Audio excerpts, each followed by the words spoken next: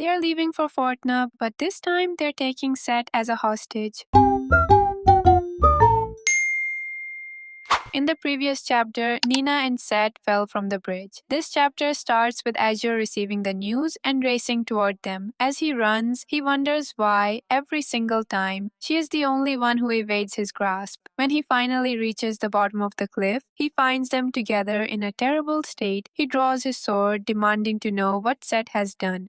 The scene then shifts to Nina. When she wakes up, she sees nothing but darkness. As she slowly recalls falling from the bridge, she begins to hear familiar voices. Anne, Meva, and the bird, Nina, are all by her side. She feels relieved when she realizes that the bird wasn't actually hurt. It was only startled by the gunshot and the noise caused it to pass out. Thinking it must be night, she asks if there's a lamp nearby since she can't see anything, and then tells her about her eyes, and we see Soul standing there, noting that she doesn't have any external wounds and didn't hit her head, so why can't she see? Nina realizes that very little time has passed since the fall and that the sun hasn't even set yet. So why is she surrounded by pitch darkness? She asks if her eyes are even open. The others confirm that they are, but mention that something seems off. Their color looks strange. When she asks if her vision will ever return to normal, she's met with uncertainty. The damage could be temporary or it could be permanent. As tears well up in her eyes, she suddenly feels someone clutching her shirt. She tries to recognize who it is, but all she can see is a tiny hazy shadow like that of a kid. The others tell her that it isn't a child beside her, but Sett. She reaches out to touch him, but he's just sitting there with no expression. Worried, she asks if he's passed out. Soul explains that he's awake and has no major injuries, but he isn't responding to anything, as if his soul has left his body. He then pauses, realizing that he is acting exactly as he did in childhood, when he was first rescued from a certain place. He explains that during his time at the prison, he saw rare cases where prisoners would completely seal off their souls to escape pain. Hearing this, she panics and asks if he will ever get better, but in her blindness, she accidentally faces Anne while speaking. While Soul is amazed that she has the energy to worry about anything else while she's in that condition. Then, suddenly, she feels someone else's presence, something soft and the color of the moon. She instantly realizes that it's Azure. He gets an update from Soul, who then turns to Nina and reminds her that he had warned her nothing good would come from staying in Galgada. Concerned about her eyes, he insists that they must leave for the astral villa in Fortna before the royal army arrives. She hesitates at the thought of returning and leaving Sett behind in such a state, so she firmly refuses to go, saying she can't abandon him like this. Soul tries to reason with her, explaining that he will receive treatment and protection from the castle people once they arrive. But when she still isn't convinced, he asks how she expects to help him when she can barely take care of herself. While she admits to herself that he is right, she has already made up her mind. She has decided to protect Sett and that she would not let go of his hand, as she really didn't want to break any more promises. As she says this, Azure steps forward and asks if she's thought at all about how he might feel. He tells her that she always runs off, driven by her emotion, leaving behind the person standing right in front of her. She talks about how important life is, but she's always treating her own lightly. He admits it is frustrating and it makes him angry. Internally, he reflects on her nature, the way she grew up, her impulsive decisions, and how she became so deeply attached to an enemy country in just a few months. She constantly slips through his fingers. And yet, he realizes that this is precisely why he fell for her. It is what makes her herself. Standing before her, he calls her truly unfair. And to protect her, he decides to shut off his own feelings so he won't lose sight of what matters most. Then he announces their new plan. They will take Sett with them as a hostage. Just then, Yor arrives with a warning that the royal guards are approaching. But when he hears they're taking Sett, he immediately goes into shark mode, asking if they're planning to extort Galgada. Soul, however, agrees with Azure's logic, as there will be several problematic areas in their journey, so if the famous god of war is with them, them most of the forces should let them pass without question. Yor tries to change his mind, asking if he's siding with Fortna, but he counter-questions him by asking if he wants to fight with Fortna instead. He doesn't truly want war. He knows he owes Nina for many things and doesn't particularly want a daredevil like her as a bride anyway. He realizes that with Sett gone, the throne will be empty. He thinks all these things, but he knows that it's clearly betraying his country. Either way, the plan was ready, but Nina didn't want to take Sett as a hostage, so Azure reassures her, promising that he will be treated as an honored guest and that he personally guarantees his safety. He promises that once Sett recovers, they will send him home safely. Then he begs her to return for a moment, as her being in this land brings trouble to Fortna.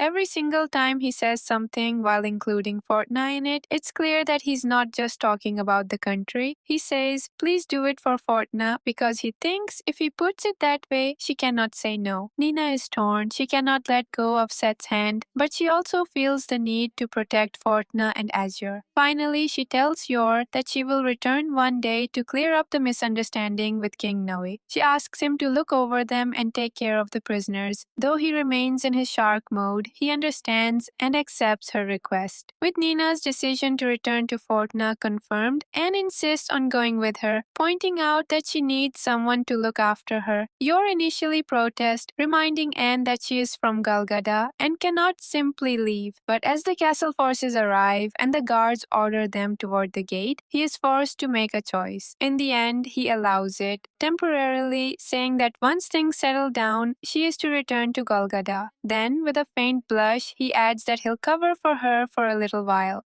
After that, they leave from the backside. Sett is walking when Nina pulls him along, following the wavering presence of Azure. Overwhelmed by guilt, she thinks to herself that she always hurts them. Every choice she makes hurts somebody. She begins to cry, telling Soul that she is sure she's not one of the star people, since she can't find the path. No matter what she does, every time it backfires. She even thinks back to her memories, but Soul comforts her, telling her not to dwell on whether her choices are right or wrong. He tells her that regardless of the outcome, he is simply glad he chose the path she showed him. As they flee, a rumbling fills the air. The royal guards have found Prince Yor and are now searching for Sett and the others. Despite the chaos and the volcano erupting behind them, the group manages to escape and begins planning their route to Fortna. Azure directs them toward the seaside. Soul guesses that he has some connections there, specifically the one who saved Nina, the supposedly dead lady in waiting. Nina thinks back to Hekami, but the person who is going to help them return to Fortna is none other than Bido. But they do meet Hekami again, though Nina can't really see him. Soul laughs, noting that Azure must have been with him before, but he simply ignores the comment.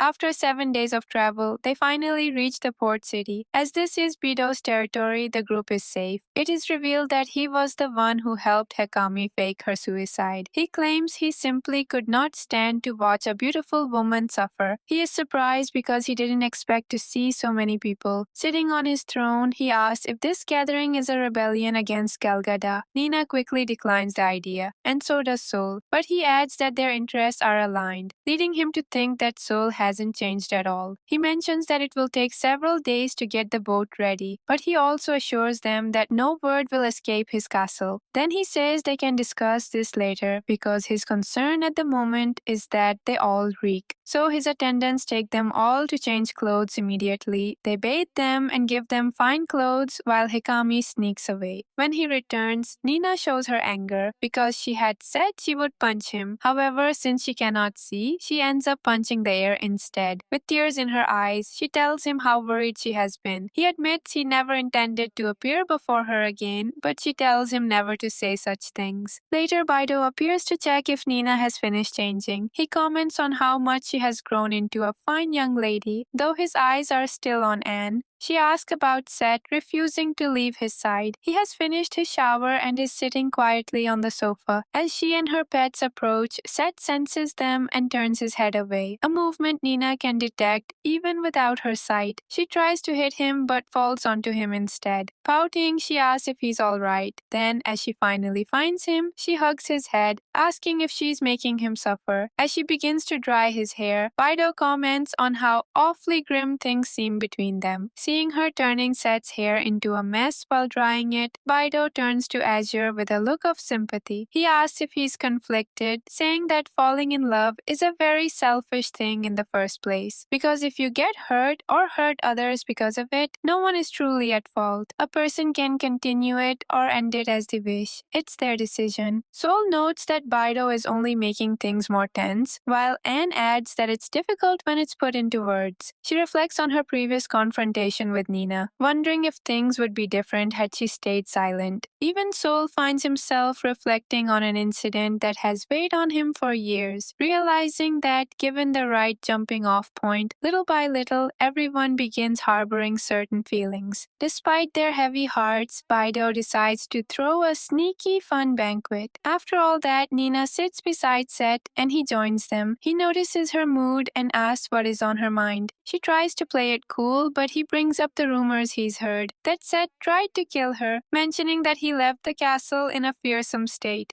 She's shocked but still defends him, saying that he didn't try to kill her. Instead, he saved her. He then repeats what he once told her, that one keeps finding new things to love. Then he basically goes on to tell her to strip away her romantic feelings and stop worrying about who she loves more and instead think about who she actually wants to do dirty things with. That would be her answer. Hearing this, she chokes, spitting out her water in shock. She sputters that she can't imagine herself that way with either of them. He insists that she close her eyes and try to imagine it anyway. She tries for a second, but her eyes fly open almost immediately, her face completely flushed bright red. He starts asking questions about what she imagined, clearly amused by her stuttering. She tries to brush it away, saying that it's too soon, but he is unfazed. He wonders aloud if her innocence is a side effect of being raised as a priestess. He then adds a surprisingly grounded piece of advice. If the thought of being with them didn't disgust her, then from now on she can simply talk to them and find out herself, until her mind, body, and the time feels right. She worries about hurting someone's feelings, but he reassures her that it's fine, telling her not to rush and to take things slowly, suggesting that if one drops out at some point, she can go with the one that is left. He observes that Mr. Servant, aka Azure, strikes him as the type of man you look up to, while Sett is more like a child you can't leave alone. She thinks he's making it sound like a game. Their conversation is interrupted when an attendant rushes in to report that Meva has run off and climbed up onto something while she was being washed. Nina's first instinct is to rescue her, even though she still can't see. The commotion draws the others outside. Soul worries that she'll get injured if she's not careful, unable to believe what he's seeing, because that's not something someone who can't see would normally do, while Nina successfully climbs the ladder and retrieves Miva. However, when she begins climbing down, she misses a step, but as always, Azure is right there to catch her. He tries to guide her down one rung at a time, but flustered by their earlier conversation, she panics and they both end up tumbling to the ground. She picks herself up and scolds Miva, telling her she has to stop doing dangerous things. He laughs, asking if she's talking to the cat or to herself, since what she did was much worse. Then he apologizes, admitting he had been sulking a bit. He tells her they can discuss the future once they are safely in Fortna. For now, he just wants her to be herself. She shouldn't think about anything she doesn't need to and should simply smile, because acting quiet and glum isn't like her. In fact, he jokingly says he'll never forgive her if she doesn't smile. Nina retorts that he can't just demand a smile like that.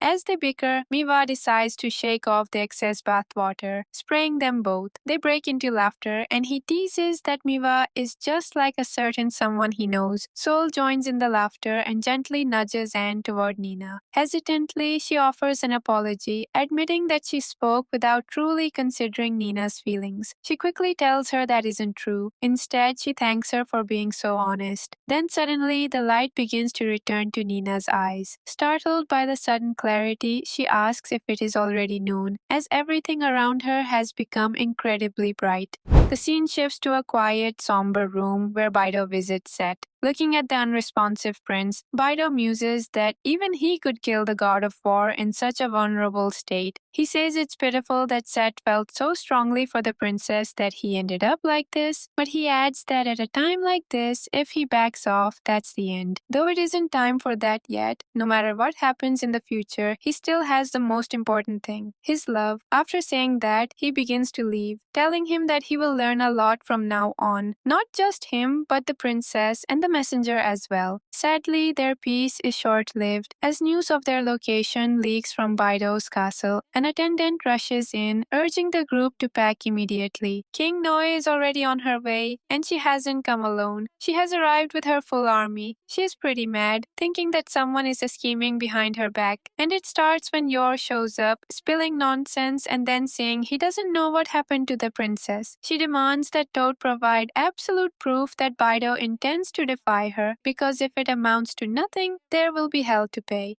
That marks the end of the chapter. But I really didn't want to leave you on a cliffhanger, so I'll just tell you that while Toad was stirring up misunderstandings again, he luckily didn't get his head chopped off, though Nina did land a solid punch on him. With 3 protectors by her side now, she was perfectly fine, and the group successfully reached Fortna. For now, that's it for this video. Thank you for listening to me. Take care of yourself, and goodbye. I don't really wanna hurt you, but I can't control the pain. If you're sticking by my side, maybe we could be okay. Okay, maybe you could be the change.